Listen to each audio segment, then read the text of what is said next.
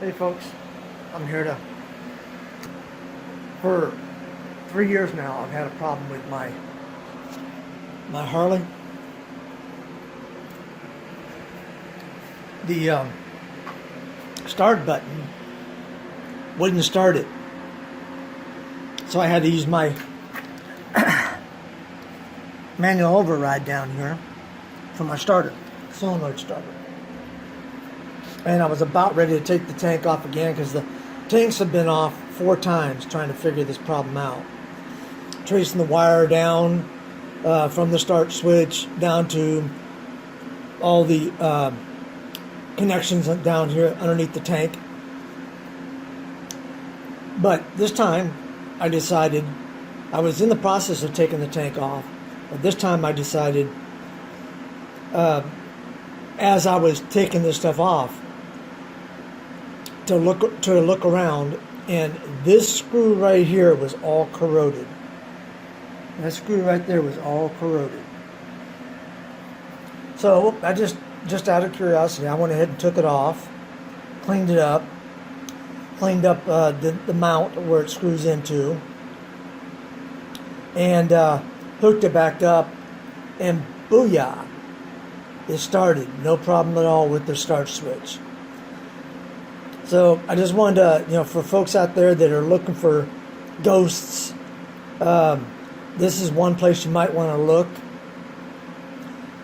Because when you take this off and you turn the ignition on, you have no lights and you cannot start it.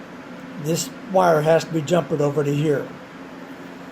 But I changed the relay that's underneath here, underneath the seat. I've messed with all the wires down there on the starter. I don't know if you can see inside there. Messed with all those wires down in there. But for 3 years now, this corroded screw has eluded me. And now it cranks up just fine.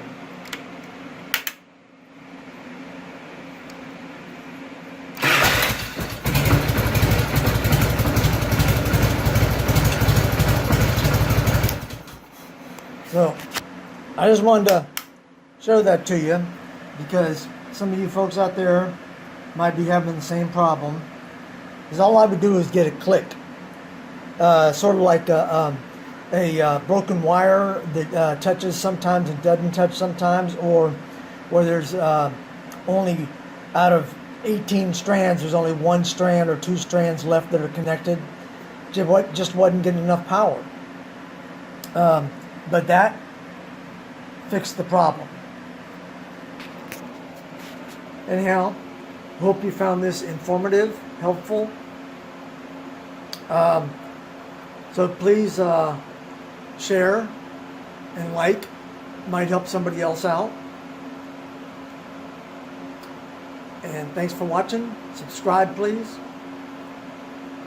Be safe. See you later.